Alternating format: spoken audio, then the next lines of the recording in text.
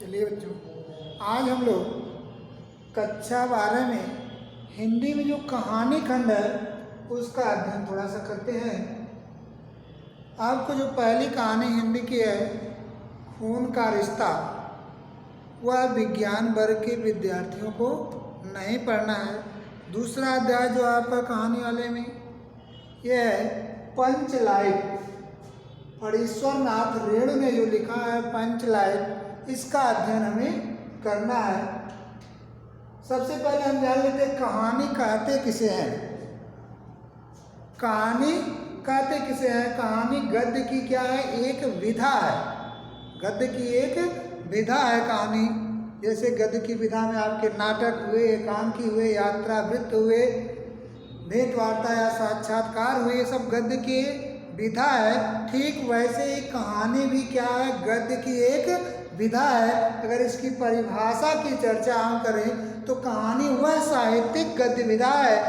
कहानी वह साहित्यिक गद्य विधा है जिसमें जीवन के किसी एक पक्ष का यत्र तत्र कल्पना मिश्रित मार्मिक व रोचक चित्रण होता है। कल्पना मिश्रित ये रहेगा, मार्मिक एवं रोचक चित्रण होता है। किसमें? कहानी में। ये है क्या? कहानी एक साहित्यिक गद्य विधा है। तो इस तरह से आप कहानी क्या है ये जान लिए।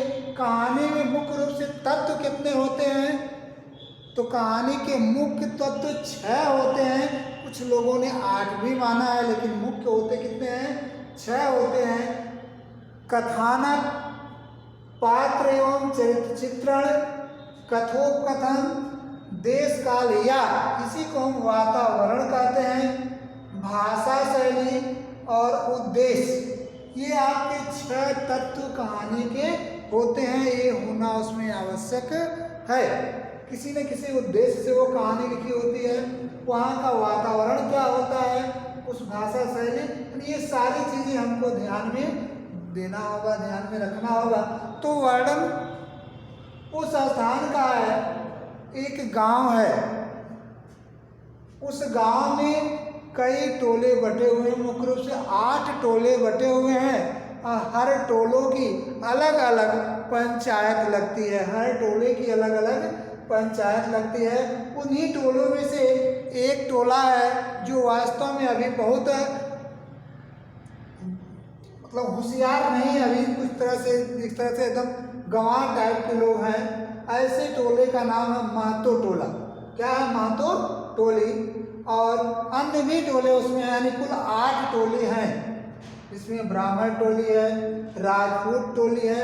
इस तरह से 8 टोलियां उस गांव में हैं।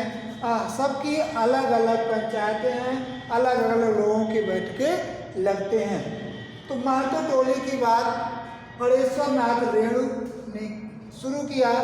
समय वह है जब यही आपका रामनवमी आने को होता है। कौन सा? रामनवमी का पर्व आने को होता है। इसी समय का वर्णन है क्या? ये महतो टोली के में ही एक व्यक्ति आकर के, एक लड़का आकर के बसा हुआ है जिसका नाम है गोधन। पहले हम यहाँ थोड़ा सा पात्रों के बारे में जान लें। ये कहानी महतो टोली की ही मुख्य रूप से है। अगर इस कहानी का कोई अगर नायक हम कहेंगे तो नायक के रूप में गोधन है। गोधन है क्या? यह किसी दूसरे गांव से आकर के इस गांव में बसा है। वह भी इस गांव के महतो टोली में आकर के बसा है। कौन? गोधन। और उसी महतो टोली में एक मुनरी है जो इस कहानी की इस तरह से नायिका है। कौन है? मुनरी, जो गोधन से क्या करती है? प्रेम करती है। और दूसरा अगर देखेंगे तो गुलरी काकी, जो मुनरी की क्या है? माँ है। कनेरी, जो मुनरी की क्या है? एक सखी है। इसके अलावा महतो टोली में सरदार हैं, छड़ीदार का नाम अग्नु महतो है। इस तरह से महतो टोली से ही कहानी शुरू होती है। ये आपका रामनवमी यानी नवमी का महीना है। लोगों ने एकत्रित होकर के आपस में, महतो टोली के लोगों ने चर्चा किया कि हम लोग भी कुछ अपनी टोली में एक पंच लाइट चलिए खरीद करना है। इस महतो टोली के लोगों ने लगभग कई महीने से तमाम दंड, जुर्माना आदि के तौर पर कुछ पैसे इकट्ठा किए थे। तो लोगों ने सोचा कि हम भी हर टोलियों में क्या है, पेट्रोमैक्स जिसे आप कहते हैं या पंच लाइट, वह हर टोली के लोगों के अंदर है, यानी हर टोली के लोगों ने खरीद रखा है। तो महतो टोली के लोगों ने भी कहा कि जो धन हम लोग एकत्रित किए हैं इसी से चलते हैं और पंच लाइट खरीद करके ले आते हैं।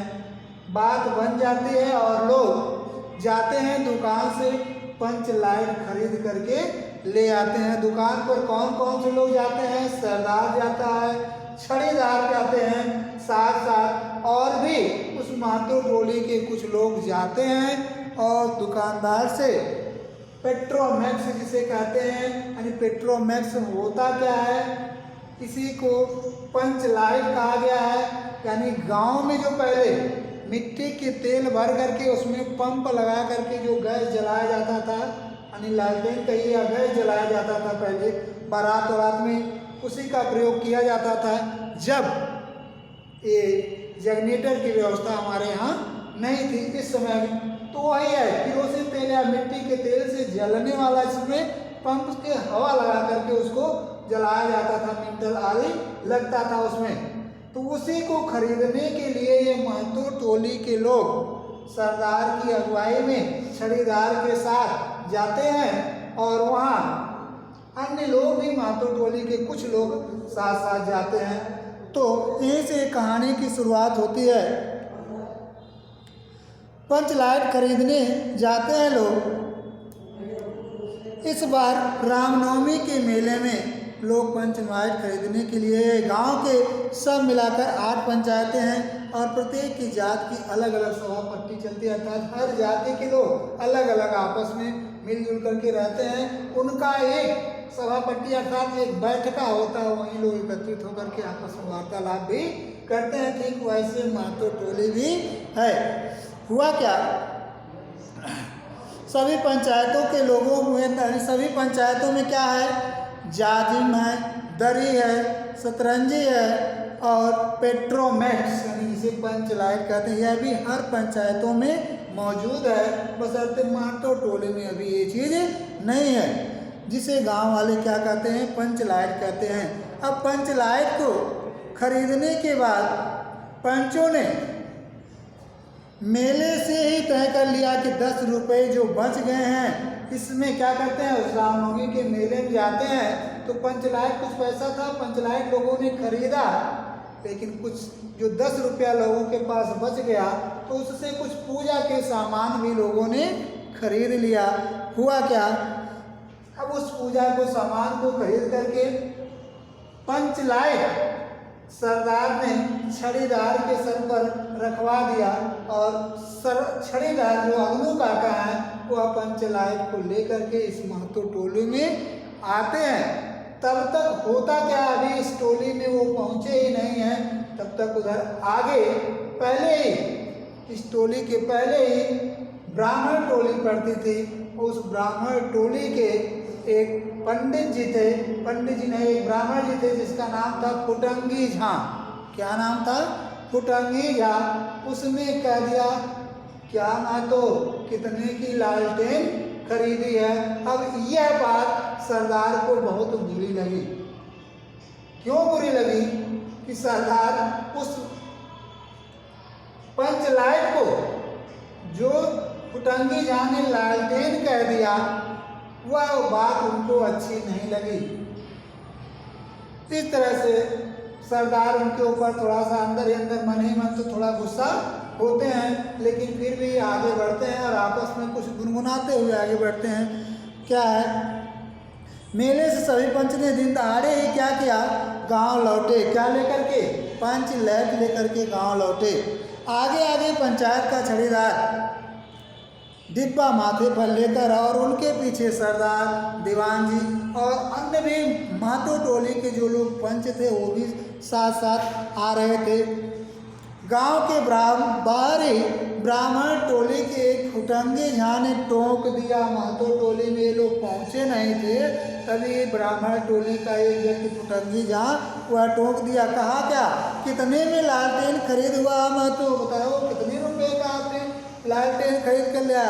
अब यह बात इन लोगों को अच्छी नहीं लगी। कहते हैं लोग, क्या देखते नहीं पंचलाइट है, इसे लालटेन कहते हो। ये लालटेन नहीं है, ये क्या है, पंचलाइट है।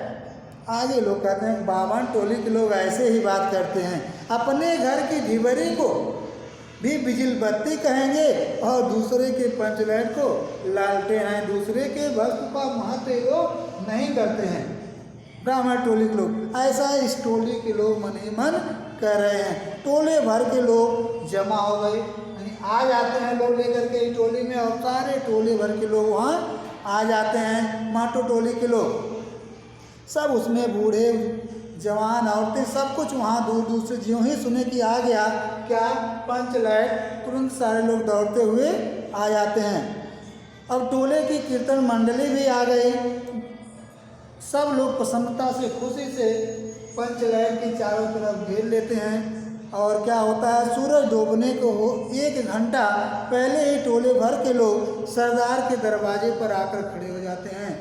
चारों तरफ पूरे महतो टोले में पंचलाइट पंचलाइट, सारे बच्चे सारे लोगों के बीच में यही चर्चा हो रही, पंचलाइट आया है, पंचलाइट आया है। पंचलाइट के सिवा और कोई गप ही नहीं और कोई बात ही नहीं लोग करते थे। सरदार ने गुड़गुड़ी पीते हुए कहा, दुकानदार ने पहले सुनाया, अपनी बड़ाई करते हुए सरदार कह रहे हैं कि दुकानदार ने पहले मुझसे सुनाया कि पूरे 5 कौड़ी 5 रुपया में मैं यह क्या करूँगा, पंचलाइट दूंगा। कितने में, 5 कौड़ी 5 रुपये में मैं पंचलाइट दूंगा। ऐसा उस दुकानदार ने सुनाया मुझसे। किसने ये बात कही, ये बात सरदार जी ने कही। किससे, उस पूरे टोली के जो लोग भी वहाँ उपस्थित थे उन लोगों के बीच में ऐसा कहा। किसने कहा, सरदार जी ने कहा।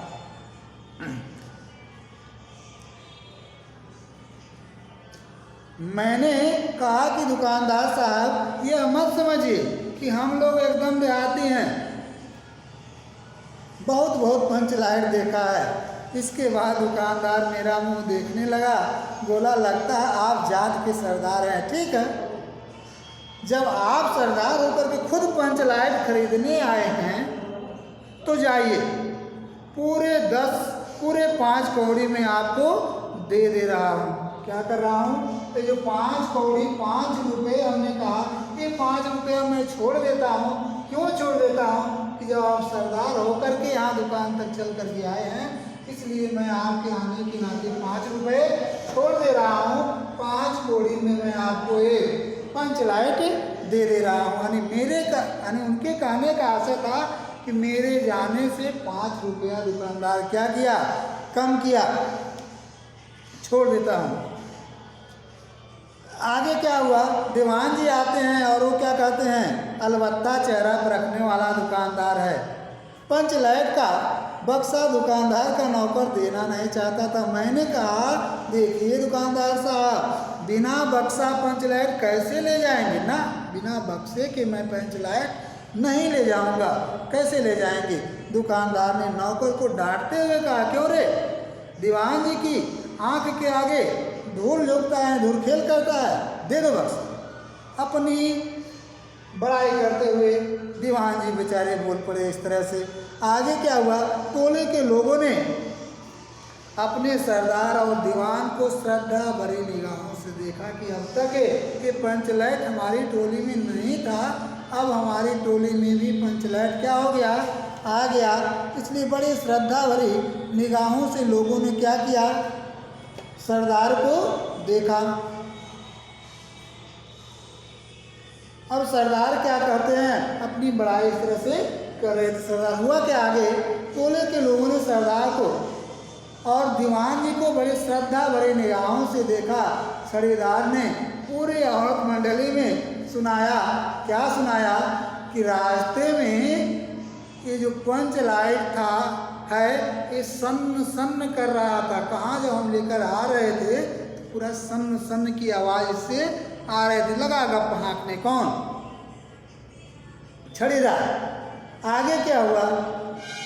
अब क्या हुआ, ऐन मौके पर जब इसको जलाने की बात आई तो कुछ उसमें लेकिन लग गया। क्या लेकिन लगा?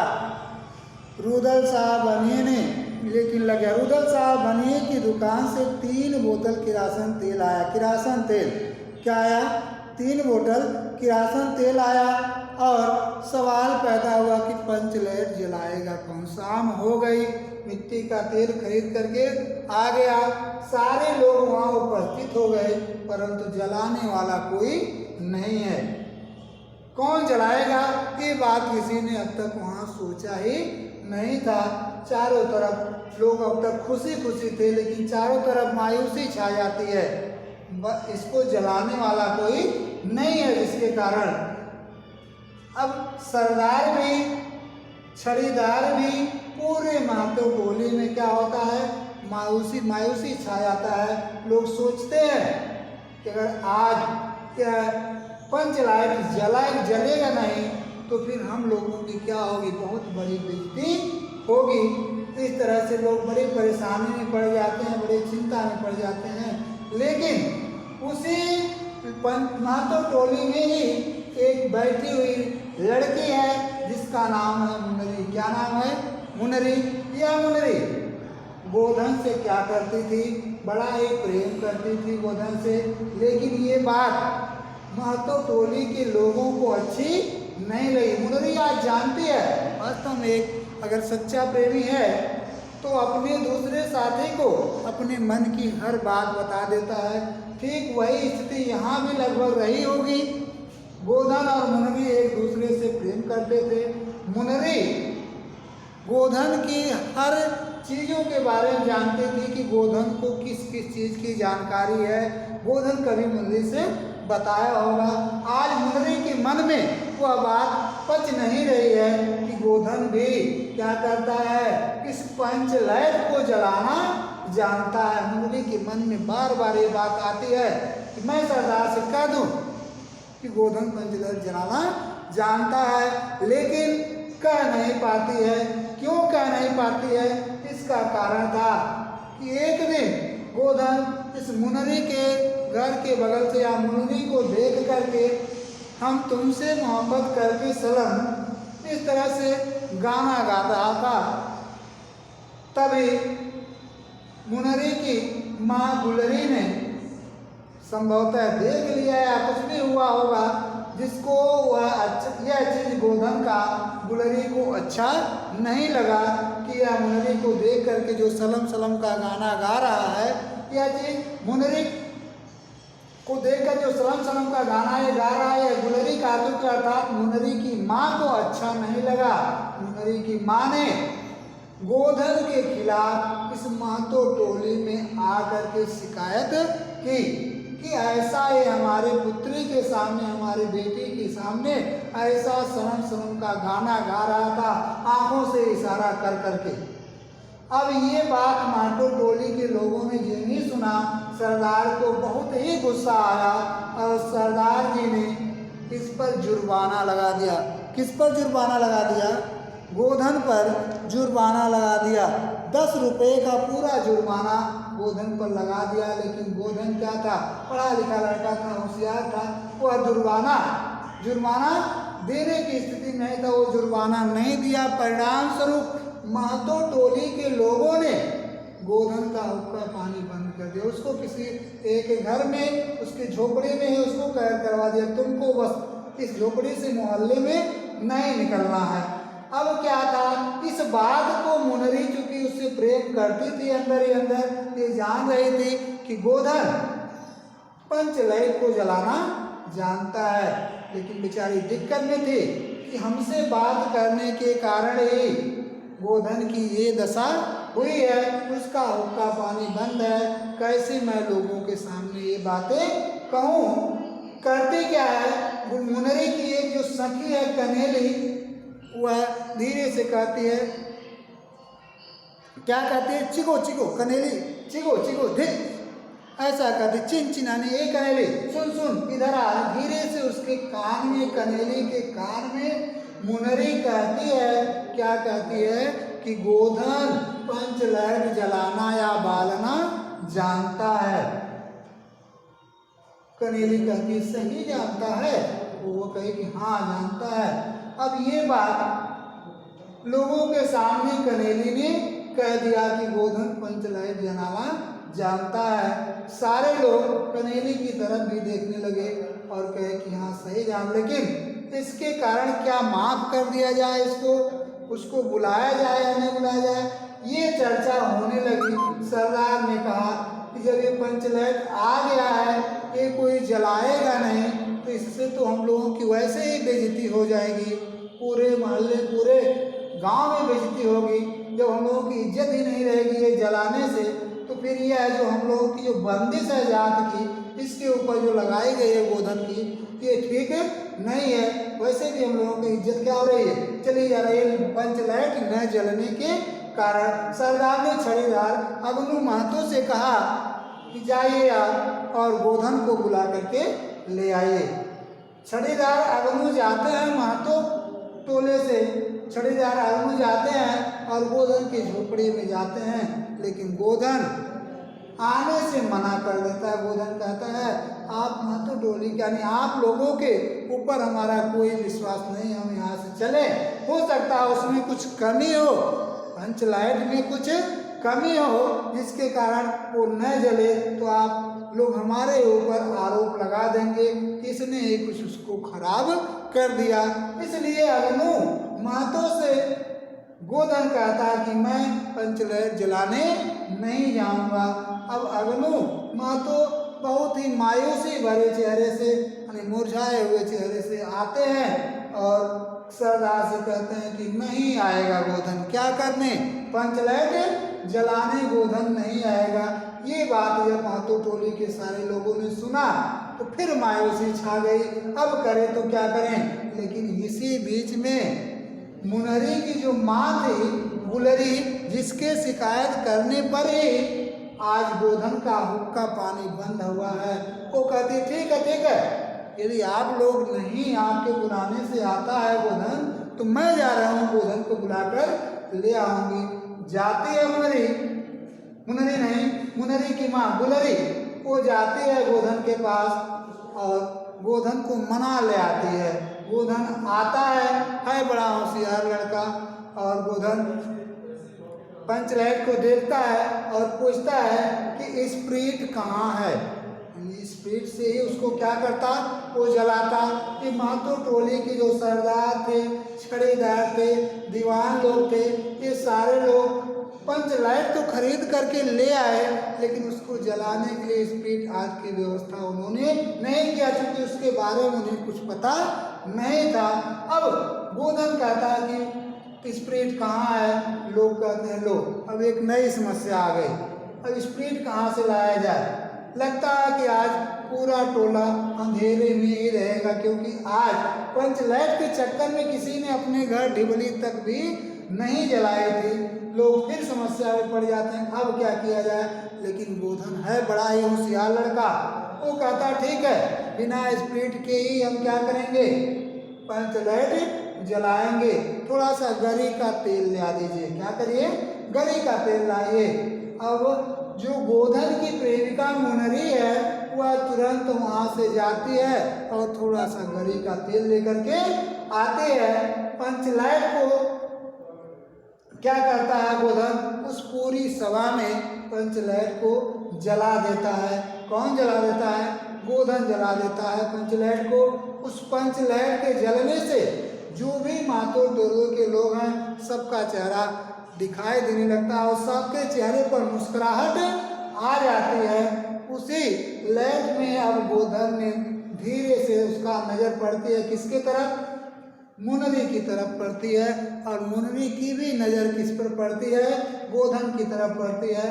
दोनों एक दूसरे को देख करके क्या कहते हैं, मुस्कुरा जाते हैं और आपस में आँखों के माध्यम से ही एक दूसरे से क्या कर लेते हैं, दोनों कुछ बातें कर लेते हैं। कौन कौन, गोधन और मुनरी दोनों एक दूसरे को देखते हैं, दोनों का चेहरा खिल जाता है, आंखों ही आंखों में कुछ बातें करते हैं दोनों। अगर बात आंखों की करने की चर्चा हो तो आप बिहारी की रचना, जो बिहारी ने तमाम दोहे लिखे हैं, उसमें आपने देखा होगा कि भगवान श्री कृष्ण भी हैं और वहीं पर राधा जी भी हैं। एक ही घर में दोनों लोग हैं, लेकिन और भी तमाम लोग उस घर में उपस्थित हैं।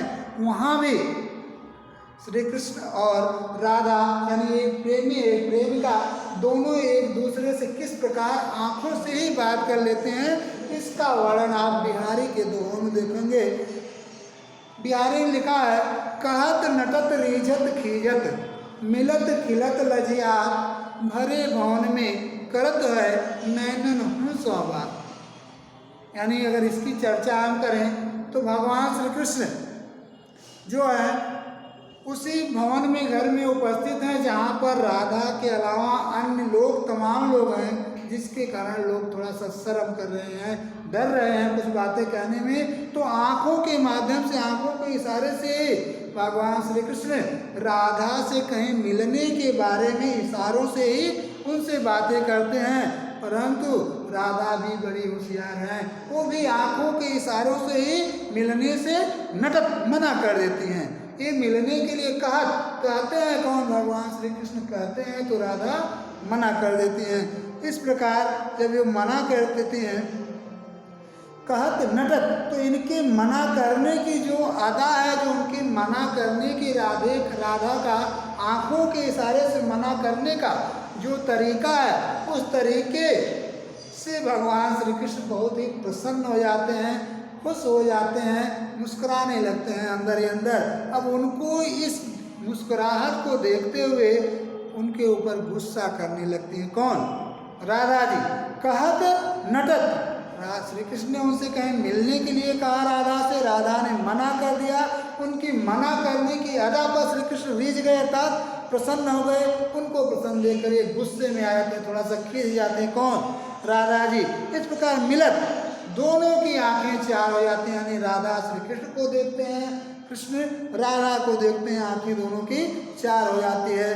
दोनों का चेहरा फिर से क्या होता है? खिल जाता है, प्रसन्न हो जाते हैं। लेकिन तभी याद आता करे यहाँ तो तमाम लोग इस घर में मौजूद हैं। दोनों के दोनों फिर शर्मा जाते हैं, लजा जाते हैं। इस प्रकार वहाँ वर्णन बिहारी ने किया है, जब शर्मा जाते हैं, नज़र दोनों झुका लेते हैं। इस प्रकार भरे भवन में तमाम लोगों की घर में उपस्थित रहते हुए भी आंखों ही आंखों से राधा और श्री कृष्ण क्या कर लेते हैं? बातें कर लेते हैं। ठीक वही दशा अगर देखा जाए तो यहाँ गुलरी और मुनरी, जो गुलरी की बेटी मुनरी है और गोधन की होती है, गोधन पंचलाइट जलाता है, उस प्रकाश में सबके चेहरे दिखाई देने लगते हैं, सब प्रसन्न हो जाते हैं। गोधन की आंखें मुनरी से मिलती है और मुनरी की भी गोधन को ध्यान से देखती है, दोनों के चेहरे खिल जाते हैं और मुनरी मुस्कुरा करके फिर अपनी नज़र झुका लेती है। अब महतो टोली के लोगों ने गोधन जो सलम सलम का गाना गाने के कारण जो इस पर प्रतिबंध लगा था, उस प्रतिबंध को लोगों ने हटा दिया उसके ऊपर से कि नहीं, तूने तो